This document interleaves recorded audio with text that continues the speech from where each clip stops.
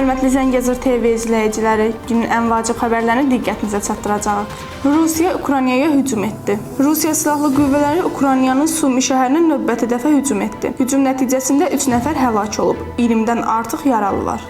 ABŞ, Rusiya və Ukrayna prezidentləri arasında yaxın zamanda görüş çətin ki mümkün olsun. Rusiya prezidentinin mətbuat katibi Dmitri Peskov bildirib ki, prezident Putin təmaslar ideyasını dəstəkləyir. Lakin hesab edir ki, onlar yaxşı hazırlanmalıdır. Peskovun sözlərinə görə bu təmaslar artıq texniki və ekspert səviyyədə işlənib hazırlanacaq. Razılaşmaların isə nəticəsi olmalıdır.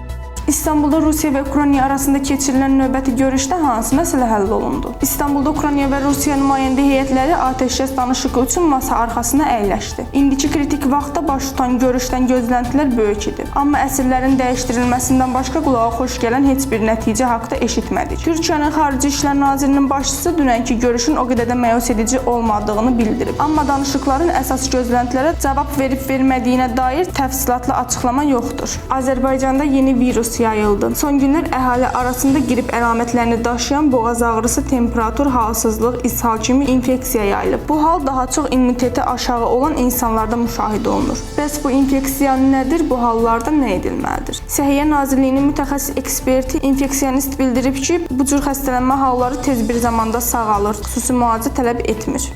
Hörmətli Zəngəzur TV izləyiciləri, bugün olan xəbərlər bu qədər. Sağ olun, salamat qalın.